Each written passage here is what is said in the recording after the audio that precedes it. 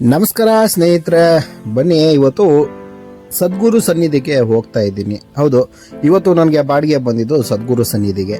ಯಾವುದಪ್ಪ ಸದ್ಗುರು ಸನ್ನಿಧಿ ಅಂತ ಕೇಳ್ತಾ ಇದ್ದೀರಾ? ಅದೇ ಕಣ್ರೆ, ಈಶಾ ಫೌಂಡೇಶನ್ನು ಚಿಕ್ಕಬಳ್ಳಾಪುರಕ್ಕೆ ಹೋಗ್ತಾ ಇದ್ದೀನಿ. ಆ್ಯಕ್ಚುಲಿ ಇದರ ನೇಮ್ ಬಂದು ಸದ್ಗುರು ಸನ್ನಿಧಿ ಅಂತಾನೆ ಕರಿಬೋದು, ಯಾಕಂದರೆ ಈಶಾ ಫೌಂಡೇಶನ್ ಬಂದು ಕೊಯಮತ್ತೂರಲ್ಲಿ ಇರೋದು. ಇದರ ಹೆಸರು ಬಂದು ಸದ್ಗುರು ಸನ್ನಿಧಿ ಅಂತಾನೆ ಹೇಳ್ಬೋದು. ಯಾಕಂದರೆ ನೀವು ಈ ಚಿಕ್ಕಬಳ್ಳಾಪುರ ಈಶಾ ಫೌಂಡೇಶನ್ ಹೋದರೂ ಕೂಡ ಅಲ್ಲಿ ಯಾವುದು ಈಶಾ ಫೌಂಡೇಶನ್ ಅಂತ ಇರೋದಿಲ್ಲ. ಮತ್ತು ನೀನು ಯಾಕಪ್ಪ ಈಶಾ ಫೌಂಡೇಶನ್ ಅಂತ ಕರಿತೀಯಾ ಅಂತ ನೀವು ಕೇಳೋದಾದರೆ, ಯಾಕಂದರೆ ಇದು ಫೇಮಸ್ ಆಗಿರೋದೇ ಆ ರೀತಿಯಾಗಿ. ಇನ್ನೊಂದು ಇದರ ವೈಶಿಷ್ಟ್ಯತೆ, ಆಮೇಲೆ ಇದು ಈಶಾ ಫೌಂಡೇಶನಲ್ಲಿ ಆದಿಯೋಗಿಯ ಪ್ರತಿಮೆ 112 ಅಡಿ ಎತ್ತರದವಾಗಿದೆ. ಅದು ಯಾಕೆ, ಅದಕ್ಕೆ ಹಿಂದೆ ಏನು ಮೂಲ ಕಾರಣ ಏನು, ಪ್ರತಿಯೊಂದನ್ನು ಈ ವಿಡಿಯೋದಲ್ಲಿ ನಾನು ತಿಳಿಸ್ತಾ ಹೋಗ್ತೀನಿ.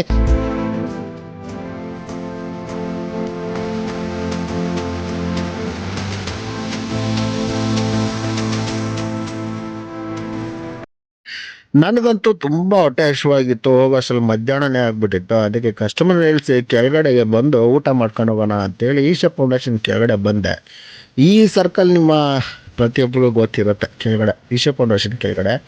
ಆದರೆ ಊಟ ಮಾಡೋಕ್ಕೆ ನಾವು ಅಲ್ಲಿ ಜಾಸ್ತಿ ಆಗುತ್ತೆ ಅಂತೇಳಿ ಕೆಳಗಡೆ ಬರ್ತೀವಿ. ಹೊಟ್ಟೆ ಏನೋ ತುಂಬ ಹಸಿವಾಗ್ತಾ ಇತ್ತು.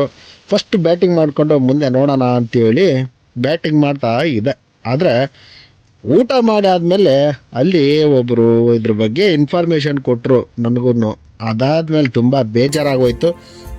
ಫಸ್ಟ್ ಆಫ್ ಆಲ್ ನನಗೆ ಇಲ್ಲಿ ಗೋಬಿ ಮಂಚೂರಿ ತಿಂದು ಮೊದಲೇ ಸಾಕಾಗಿತ್ತಪ್ಪ. ಇಲ್ಲಿ ಗೋಬಿ ಮಂಚೂರಿ ಸ್ವಲ್ಪ ಕೂಡ ಚೆನ್ನಾಗಿಲ್ಲ.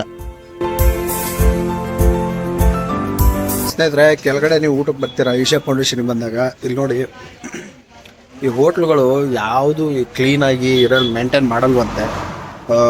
ಕೇಳಿದೆ ಇಲ್ಲೇ ಲೋಕಲ್ ಇರೋರ್ನೆ, ಇಲ್ಲೇ ಶಾಪ್ ಅವ್ರೆ, ಅಕ್ಕ ಹೆಂಗಕ್ಕ ಇವು ಕ್ಲೀನಾಗಿ ಇರಲ್ಲ ತಾನೆ?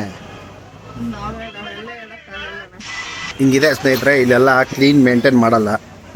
ಇಲ್ಲಿ ಬಂದವರು ಆದಷ್ಟು ಇಲ್ಲೇ ದೊಡ್ಡ ಹೋಟ್ಲೇ ಇದ್ರೂ ಪರವಾಗಿಲ್ಲ, ಸ್ವಲ್ಪ ಅಮೌಂಟ್ ಜಾಸ್ತಿ ಆದರೂ ಪರವಾಗಿಲ್ಲ, ಅಲ್ಲೇ ಊಟ ಮಾಡಿ. ಆರೋಗ್ಯ ಚೆನ್ನಾಗಿದ್ರೆ ಆರೋಗ್ಯವೇ ಭಾಗ್ಯ.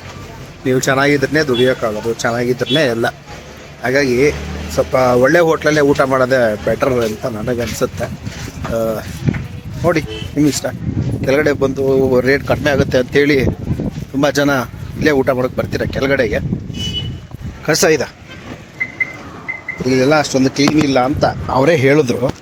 ಬಟ್ ಅವರು ವಿಡಿಯೋ ಏನಾದರೂ ಲೀಕ್ ಆಗಿಬಿಟ್ರೆ ಗೊತ್ತಾಗ್ಬಿಡುತ್ತಲ್ಲ ಅಂತ ಯೋಚನೆ ಮಾಡ್ತಾ ಇದ್ದಾರೆ. ಪರವಾಗಿಲ್ಲ, ಅವ್ರು ಹೇಳಿಲ್ಲ ಅಂದರೂ ಫಸ್ಟ್ ನನ್ನ ಎದುರುಗಡೆ ಹೇಳಿದ್ರು, ಇಲ್ಲೆಲ್ಲ ಕ್ಲೀನಾಗಿರಲ್ಲ ಸರ್, ಹಿಂಗೆ ಕೈಯೇ ತೊಳ್ಕೊಳ್ಳಲ್ಲ, ವೆಜಿಟೇಬಲ್ಸು ಕೂಡ ಸುಮ್ಮನೆ ಹಂಗೆ ಕಟ್ ಮಾಡಿಬಿಡ್ತಾರೆ ಅಂತ ಇದನ್ನೇ ಹೇಳಿದರು. ಇಲ್ಲಿ ಗೋಬಿ ಮಂಚೂರಿ ತಿನ್ಕೊಂಡೇ ಹೋಗ್ತಾ ಇದ್ದೆ ಯಾವಾಗ್ಲೂ ಬಂದು. ಎಷ್ಟು ಅಂಗಡಿ ಇದ್ದಾವೋ ಅಷ್ಟು ಅಂಗಡಿಗೂ ಒಂದೊಂದು ಸರಿ ಹೋಗಿದ್ದೀನಿ. ಒಂದು ಕಡೆನೂ ಚೆನ್ನಾಗಿರಲಿಲ್ಲ ಗೋಬಿ ಮಂಚೂರಿ. ಬಪ್ಪ, ಒಂದು ಕಡೆನೂ ಗೋಬಿ ಮಂಚೂರಿ ಎಲ್ಲೂ ಇಷ್ಟ ಆಗಲಿಲ್ಲ. ತುಂಬ ಕೆಟ್ಟದಾಗಿ ಗೋಬಿ ಮಂಚೂರಿ ಮಾಡ್ತಾರೆ. ಇಲ್ಲಿ ದಯವಿಟ್ಟು ಗೋಬಿ ಮಂಚೂರಿ ಅದು ತಿನ್ನಕ್ಕೆ ಹೋಗ್ಬೇಡ್ರಿ. ಬಂದರೂ ಕೂಡ ಅಲ್ಲೇ ಈಶ್ವರನ ದೇವಸ್ಥಾನ ಇದೆಯಲ್ಲ, ಆ ದೇವಸ್ಥಾನ ಎದುರುಗಡೆನೇ ಏನೋ ಒಂದೆರಡು ಹೋಟ್ಲಿದ್ದಾವೆ, ಚೆನ್ನಾಗಿ ಮಾಡಿರ್ತಾರೆ, ಕ್ಲೀನಾಗಿ ಮಾಡಿರ್ತಾರೆ. ಅಲ್ಲೇ ಊಟ ಮಾಡಿ. ಇವರು 2ನೇ ಸರಿ ಮತ್ತೆ ಡೆಬಿಟ್ ಮಾಡೋ ಚಾನ್ಸಸ್ ಇದೆ ಟೋಲ್ ಹತ್ರ.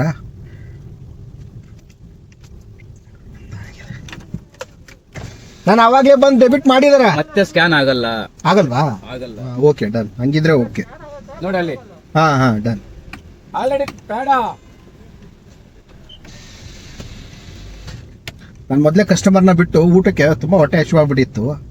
ಅದಕ್ಕೇನೆ ಅವ್ರನ್ನ ಬಿಟ್ಟು ಹೋಗಿದ್ದೆ ಕೆಳಗಡೆ ಊಟ ಮಾಡೋಣ ಅಂಥೇಳಿ. ಬಟ್ ಇದನ್ನೆಲ್ಲ ಕೇಳಿ ಊಟ ಏನೋ ಮಾಡಿಬಿಟ್ಟೆ. ಅದು ಎಲ್ಲೋ ಇವತ್ತೇನೋ ಪರವಾಗಿಲ್ಲ, ಅನ್ನ ಸಾಂಬಾರು ಮಾತ್ರ ತಗೊಂಡೆ, ಚೆನ್ನಾಗಿತ್ತು, ಪರವಾಗಿಲ್ಲ. ಬಟ್ ಆಲ್ಮೋಸ್ಟ್ ಅಲ್ಲಿರೋ ಲೋಕಲ್ ಜನನೇ ಹೇಳೋ ಪ್ರಕಾರ ಇಲ್ಲಿ ಊಟ ಚೆನ್ನಾಗಿಲ್ಲ, ನೀವು ಬೆಟರ್ ಅಲ್ಲಿ ಸ್ವಲ್ಪ ಅಮೌಂಟ್ ಜಾಸ್ತಿ ಕೊಟ್ರು ಅಲ್ಲೇ ಊಟ ಮಾಡಿ ಅನ್ನೋ ಮಾತನ್ನ ಆಂಟಿ ಹೇಳಿದ್ರು. ಅವರು ಓಪನ್ ಆಗಿ ಹೇಳೋಕ್ಕೆ ಇಷ್ಟಪಡಲ್ಲ, ವಿಡಿಯೋದಲ್ಲಿ ಬಂದ್ಬಿಡ್ತೀವಿ, ಯಾರಾದರೂ ನೋಡಿ ಮತ್ತೆ ಜಗಳ ಮಾಡ್ತಾರೆ, ಈ ಥರ ಅನ್ನೋ ಭಯ ಇದ್ದೇ ಇರುತ್ತಲ್ವ ಯಾರಿಗಾದ್ರೂ. ಸೊ ಹಂಗೆ ಅವರು ಹೇಳಿದ್ರು. ಅಯ್ಯೋ,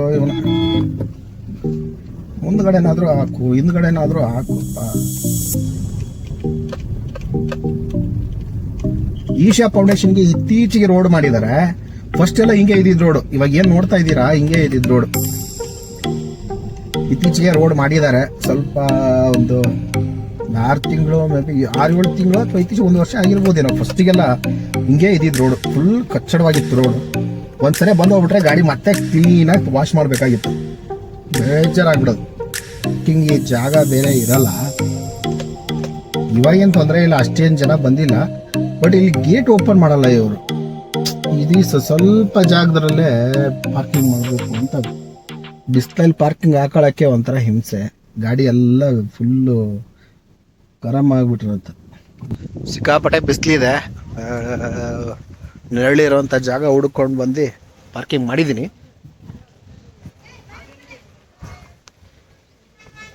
ಪಾರ್ಕಿಂಗ್ ಮಾಡೋಕ್ಕೂ ಬಿಡೋದಿಲ್ಲ ಸೆಕ್ಯೂರಿಟಿಗಳು. ಅವ್ರು ಹೇಳ್ದಲ್ಲೇ ಪಾರ್ಕಿಂಗ್ ಮಾಡಬೇಕು.